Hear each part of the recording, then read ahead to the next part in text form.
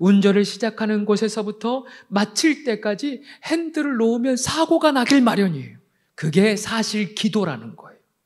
기도는 예비 타이어가 펑크 날 때 쓰는 그런 게 아니라 우리의 인생을 시작하는 그 순간부터 기도하기를 시작해야 한다는 거예요. 아침에 일어날 때부터 잠이 드는 그 순간까지 기도의 핸들을 놓아서는 안 된다는 것입니다. 지난 월요일이었습니다. 우리 교회 한 집사님께서 오랫동안 기도해왔던 일들이 있는데 마침내 그 일이 시작이 되었어요. 집사님께서 그 시작의 예배로 함께하면 좋겠다 저에게 요청하셔서 저와 또 시간이 되시는 분들, 성도님들 함께 예배를 드렸더랬습니다. 보통 이렇게 큰 사업이 시작되어지는 그 시간에는 축복의 메시지를 많이 합니다. 하나님께서 주시는 마음으로 하나님의 축복이 있을 것이라고, 하나님이 도와주실 것이라는 말씀을 많이 하기 마련입니다. 그러나 기도하면 기도할수록 하나님께서 저에게 주시는 감동은, 하나님의 마음은 영적인 전쟁에 대한 말씀이었습니다.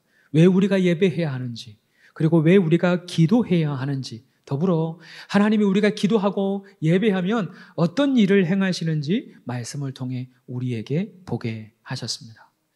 예배를 다 마치고 나서 집사님의 어머니 되신 권사님께서 저에게 이런 얘기를 하시더라고요. 목사님, 사실 어제까지만 해도 이 문 밖에서 반대하는 사람들이 진을 치고 있었습니다. 너무 어려웠습니다. 매일마다 그런 일이 있었는데 신기하게 오늘은 그런 일이 없어요. 예배한다고 광고한 것도 아닌데 오늘 그 사람들이 안 왔습니다. 그렇게 말씀하시면서 저에게 얘기하는 거예요. 이 모든 것이 영적인 전쟁이 맞습니다. 목사님 말씀하는 것처럼 영적인 전쟁이 정말 맞습니다 라고 고백하셨습니다. 신기한 일이죠.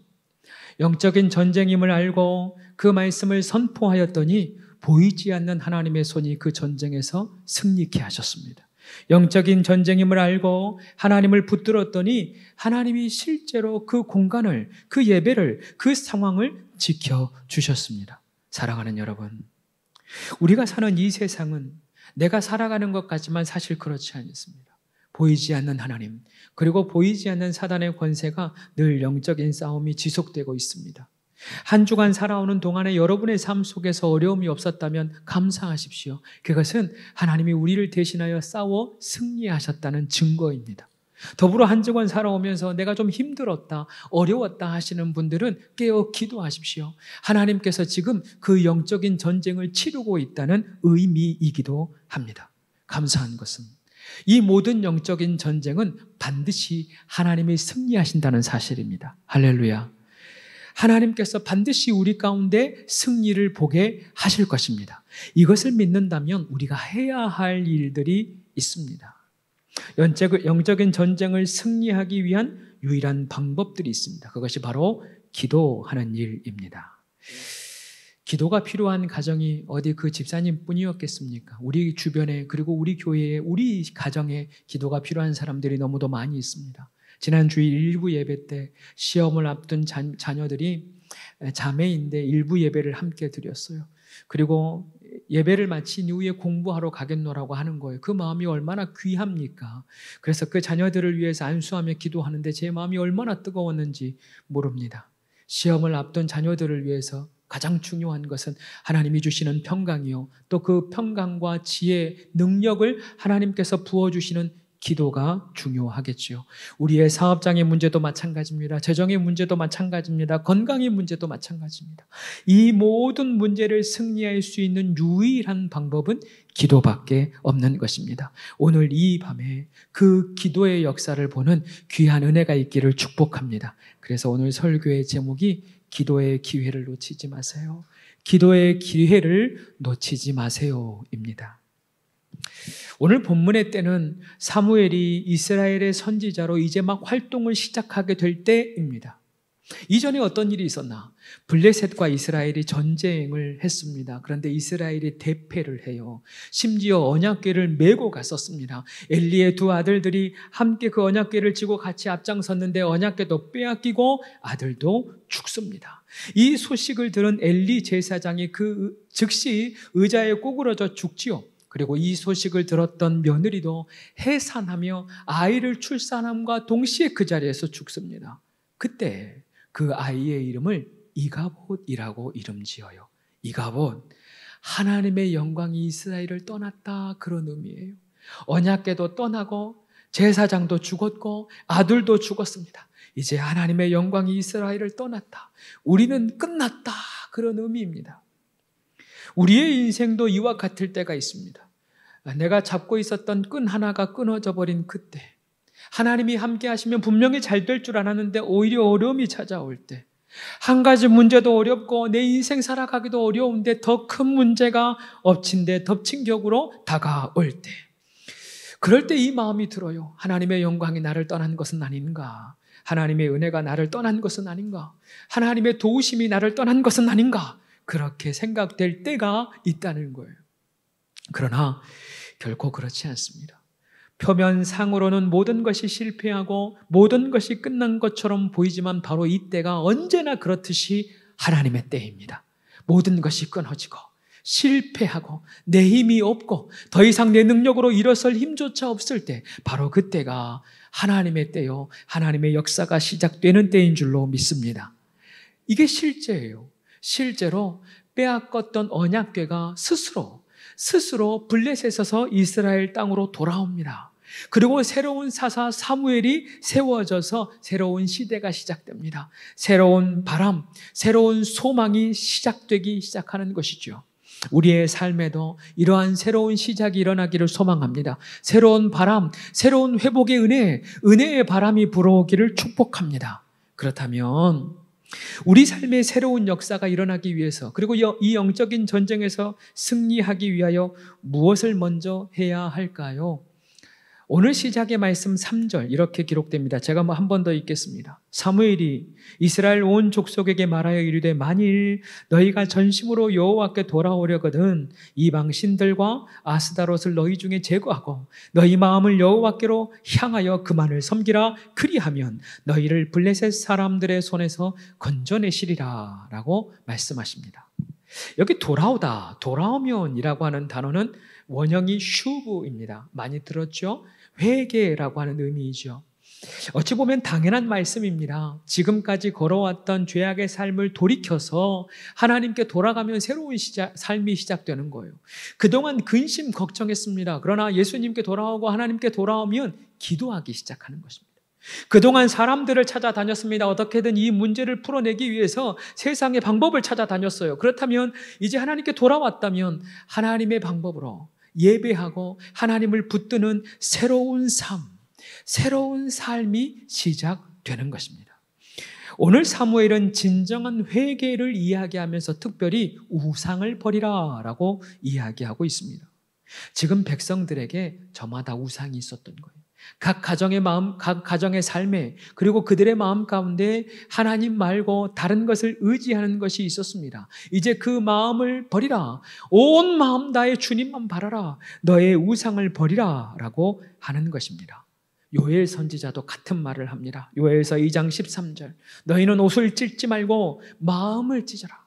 마음을 찢고 너희 하나님 여호와께 돌아오라 말씀합니다. 즉 다시 말해 진정한 회개라고 하는 것은 내가 의지했던 모든 것을 버리고 온 마음으로 하나님께 돌아가는 것, 온 마음으로 하나님을 바라보는 것, 우리가 찬양했듯이 모든 시선을 주님 앞에 돌려드리는 것이 진정한 회개라는 것입니다. 우리는 우상의 문제를 가볍게 생각할 때가 있어요. 지난주 어린아이들의 인터뷰 내용을 잠시 이야기 나누었어요. 아이들이 꿈을 포기합니다. 자신들이 꿈꾸었던 것을 포기합니다. 어른이 되기 싫어합니다. 이유가 무엇이었습니까? 돈 때문이었습니다.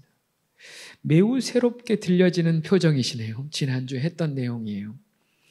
돈을 못 벌 것 같아서 꿈을 포기합니다.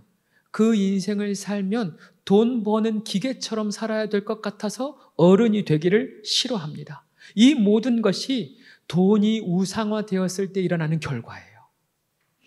재물의 신 맘몬은 돈으로 말미암아 쾌락을 주어요.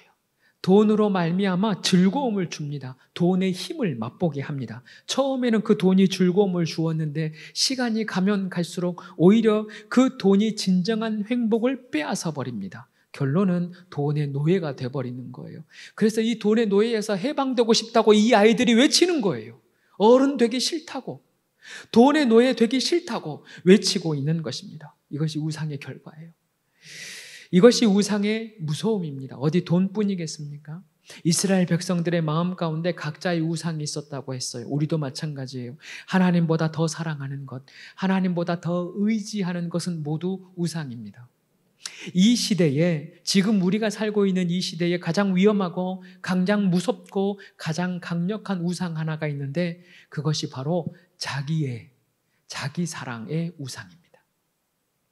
과거에는 자신이 가족을 위해 헌신하는 것을 기쁨이라고 생각했어요. 과거엔 그랬어요. 과거에는 교회를 위해서, 공동체를 위해서, 하나님을 위해서 사는 것이 인생의 가장 큰 행복이라고 생각했어요. 그것이 가장 우선순위라고 생각했습니다. 그것이 당연하다 생각했어요. 그러나 지금 이 시대는 달라요. 지금 이 시대는 하나님을 믿어도 자기를 위해 믿습니다. 하나님을 믿어도 자기의 만족과 자기의 유익을 위하여 하나님을 믿습니다.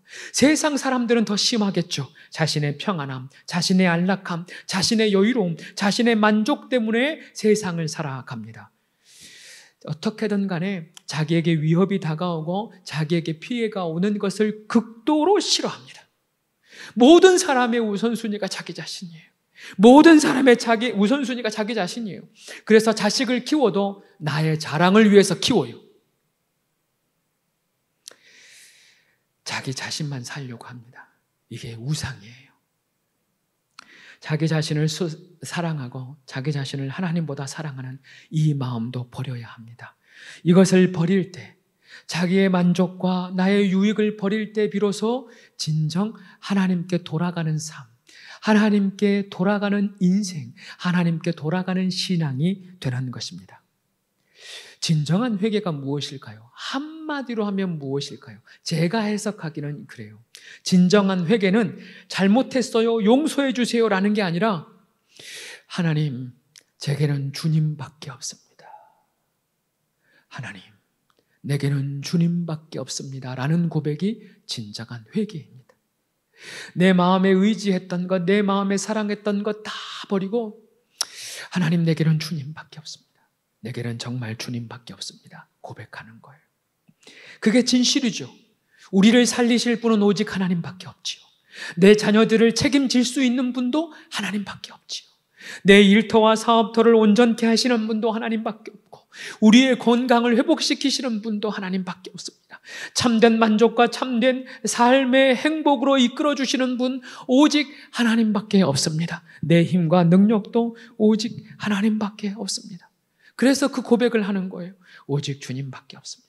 오직 하나님밖에 없습니다. 사랑하는 여러분, 오늘 이 밤에 오직 주님밖에 없음을 진심으로 고백하는 밤 되시기를 축복합니다. 세상 그 무엇도 아니라, 세상의 자랑도 아니라, 세상의 재물도 아니라, 권세도 아니라 오직 주님만을 의지합니다. 오직 주님만을 붙듭니다. 고백하는 우리가 되기를 소망합니다. 그리고 더불어 우리가 회복하고 승리하기 위해 시작해야 할 것이 바로 언급하였던 기도입니다. 사무엘이 이스라엘 백성들에게 너희의 우상을 다 제거하라 라고 말씀하니 이스라엘 백성들이 그 우상을 제거합니다.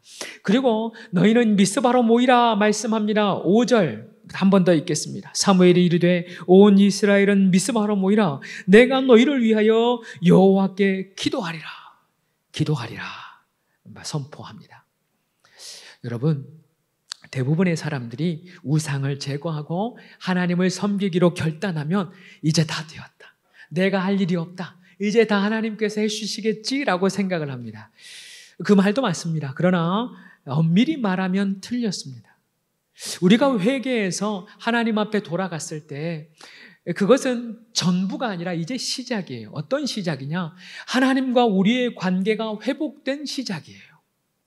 회개한 것이 끝이 아니라 회개했으니 이제 하나님께 기도할 조건이 형성된 것입니다. 다시 말씀드립니다. 죄인이었던 우리가 회개하면 하나님 앞에 기도할 자격을 얻게 되는 것입니다. 회개가 끝이 아니라 회개가 시작인 것입니다. 이에 백성들이 미스바로 모여서 기도하기 시작하는 거예요. 이제서야 비로소 미스바에 모여서 하나님 앞에 금식하며 기도하기 시작하는 것입니다. 그게 6절입니다. 그들이 미스바에 모여 물을 길어 여호와 앞에 붓고 그날 종일 금식하고 거기에서 이르되 여호와께 범죄하였나이다. 우리가 여호와께 범죄하였나이다. 하나님 앞에 외쳐 부르짖습니다. 온 백성이 미스바로 모입니다. 이 백성들이 하나님 앞에 물을 붓고 즉 제사를 드리고 금식하며 기도합니다. 우리가 주목해야 할 단어가 있습니다. 여기서 우리가 주목해야 할 단어는 여호와 앞에라고 하는 단어입니다. 한국 교회가 이 본문의 이름을 따와서 미스바 기도성회, 미스바 대성회라고 하는 제목으로 큰 부흥회를 정말 많이 열었습니다. 그러나 사실 이 미스바라고 하는 장소가 중요한 것이 아닙니다. 미스바는 사람들이 많이 모일 수 있는 그저 큰 광장과 같은 거예요. 큰 광야와 같은 거예요. 지금 이스라엘 백성들은 사실 미스바에 모인 것이 아니라 여호와 앞에 선 것입니다. 하나님 앞에 섰다라는 게 중요한 것입니다. 고람되어 모세가 하나님 앞에 신을 벗고 엎드렸듯이 이제 이스라엘 백성들이 자신이 의지하였던 모든 우상들을 제거하고 하나님 앞에 무릎을 꿇은 것입니다. 하나님 앞에 서는 것입니다. 하나님 앞에 기도를 시작하는 것이죠. 우리도 마찬가지입니다. 우리도 죄인이었습니다. 이 죄로 말미암아 하나님과 우리 사이가 막혀 있었습니다. 하나님의 관계가 끊어져 있었습니다. 기도해도 어떻게 기도해야 될지도 모르고 말씀을 들어도 어떤 말씀인지 알지 못했고 모든 것이 영적으로 막혀 있었던 것이 실제로 우리였습니다. 자기 욕심이 가득했던 것이 바로 우리의 모습이었습니다. 그러나 너무도 감사한 것은 예수님이 2000년 전에 우리를 위하여 십자가에 죽으심으로 이 모든 담을 허무셨다는 것입니다. 예수님께서 십자가에 죽으심으로 우리의 죄의 담을 허물어 주셨습니다. 예수님께서 십자가에 죽으심으로 우리의 모든 죄의 저주를 끊어 주셨습니다. 우리의 상처를 회복시켜 주셨고 모든 악한 영의 공격에서 우리를 해방시켜 주셨습니다. 믿으시길 바랍니다. 이 십자가를 우리에게 허락해 주셨어요. 이미 예수님으로 말미암아 축복의 문이 열린 거예요.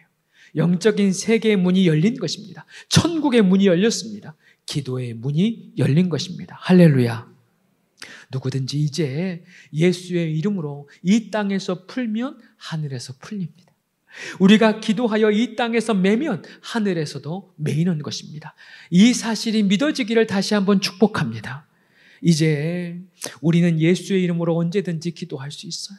우리는 언제든지 무엇이든지 예수의 이름으로 하나님 앞에 간구할 수 있습니다.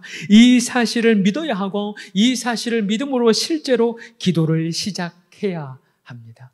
오늘 이 시간이 기도를 시작하는 시간, 기도를 시작함으로 더 깊은 기도의 자리로 나아가고 기도를 시작함으로 더 깊은 하나님의 은혜와 열매를 맛보는 시간이 되시기를 축복합니다.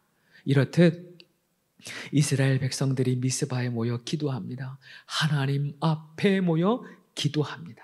오늘 이 밤과 마찬가지죠. 오늘 여러분이 하나님 앞에 모였습니다. 하나님 앞에서 기도할 때 하나님의 크신 역사를 분명히 보게 될 줄로 믿습니다. 이 다음의 역사가 중요해요. 하나님이 어떻게 이스라엘 백성들의 기도를 들으셨나? 하나님이 그 백성들이 기도할 때 어떤 역사를 이루어 주셨나? 이제 더 흥미로운 이야기로 들어가는데 이 이야기는 다음 주에 이어서 가겠습니다. 결론입니다. 기도를 칭하는 말들이 참 많아요. 기도는 열쇠이고 기도는 능력이고 기도는 하나님의 역사에 우리가 동참하는 통로다라고 말하기도 합니다. 모든 말이 맞는 것입니다. 그럼에도 불구하고 우리가 기도하기까지가 참 어렵습니다. 왜 이렇게 기도가 어려울까요? 왜 기도가 이렇게 잘 안 될까요? 고 옥하는 목사님께서 기도에 대해서 참 재밌는 비유를 하셨어요. 이렇게 이야기하시더라고요. 한국교회 많은 성도들이 기도를 예비 타이어라고 생각한다. 그러나 기도는 예비 타이어가 아니라 핸들이다. 그렇게 얘기하시더라고요. 이 이야기를 들어보니 금방 이해가 돼요. 예비 타이어는 평상시에 안 써요. 언제 쓰냐? 펑크 날 때. 운전하고 가다가 펑크 날 때 그제서야 예비 타이어를 꺼내보는 거예요. 사고 나지 않고 펑크 나지 않으면 내 차에 예비 타이어가 있는지도 몰라요, 사람들이. 기도가 그렇다는 거예요. 성도님들이 내 인생에 펑크 나지 않으면, 문제가 생기지 않으면 기도가 있는지조차 몰라요. 기도를 어떻게 하는지조차 몰라요. 나에게 기도의 권세가 있는데 그 권세가 어떻게 있는지도 몰라요. 그래서 펑크 나지 않으면 사용하지 않는 게 기도예요. 펑크 나야 사용하는 것이 기도인 줄 알고 그제서야 기도하기를 시작한다는 거예요. 그러나 기도는 예비 타이어가 아니라 핸들입니다. 운전을 시작하면 핸들을 놓아서는 안 돼요. 그렇죠? 핸들을 절대 놓아서는 안 돼요. 운전을 시작하는 곳에서부터 마칠 때까지 핸들을 놓으면 사고가 나길 마련이에요. 그게 사실 기도라는 거예요. 기도는 예비 타이어가 펑크 날 때 쓰는 그런 게 아니라 우리의 인생을 시작하는 그 순간부터 기도하기를 시작해야 한다는 거예요. 아침에 일어날 때부터 잠이 드는 그 순간까지 기도의 핸들을 놓아서는 안 된다는 것입니다. 그렇게 기도의 손을 놓치지 않고 계속해서 주님과 동행하면 그 주님께서 내 핸들을 움직여주는 거예요. 기도를 통하여서 갈 바를 알게 하시는 것입니다. 기도를 통하여서 내가 뭘 해야 할지 알게 하시는 것입니다. 기도를 통하여서 내 삶이 안전하게 가는 것이죠. 사고가 예방됩니다. 큰 사고를 하나님이 친히 막아주시는 역사를 기도를 통하여서 경험하게 되는 것입니다. 여러분에게 묻습니다. 여러분에게 기도는 그동안 무엇이었습니까? 혹여나 여러분도 예비 타이어처럼 펑크 났을 때 그 기도 사용하지는 않았습니까? 이제 우리가 기도를 시작해야 할 이유가 여기 있어요. 이제 기도를 시작해야 할 이유가 여기 있습니다. 핸들 놓아서 사고 당하지 않았습니까? 핸들 놓아서 혹여나 어려움 당하지 않았습니까? 기도를 놓쳐서 혹여나 문제가 생기지 않았습니까? 이제 다시 기도의 핸들을 붙드시길 바랍니다. 이제 다시 그 핸들을 붙드시고 놓지 마세요. 이른 아침부터 늦은 저녁까지 그 기도의 핸들을 놓치지 마세요. 그러면 주님의 선하심, 주님의 인도하심, 주님의 선하신 축복의 걸음을 우리가 함께 경험하게 될 줄 믿습니다.